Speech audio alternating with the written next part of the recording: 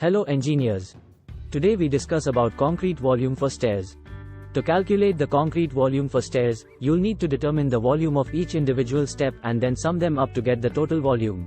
Here's a step-by-step guide on how to do it. Step 1. Measure the dimensions of each step.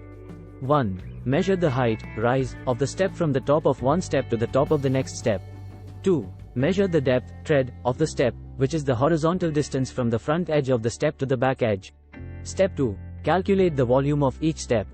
1. The volume of each step can be calculated by multiplying the height, rise, by the depth, tread, and the width, usually constant for the entire staircase.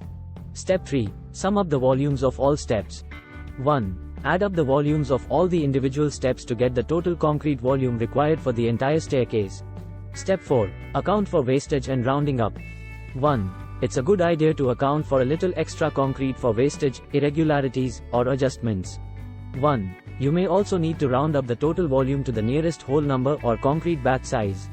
Here's a formula to calculate the concrete volume for one step. Concrete volume, per step, equals height, rise, times depth, tread, times width. And to find the total concrete volume for the entire staircase, sum up the volumes of all the steps. Total concrete volume, for the entire staircase, equals sigma concrete volume, per step. Keep in mind that the width of the staircase should remain constant for all steps unless there are variations within your staircase design. If you are unsure about the calculations or have a complex staircase design, it's advisable to consult with a professional engineer or construction expert to ensure accurate measurements and to get the most appropriate estimation for your specific project. Please subscribe my channel. Thanks for watching.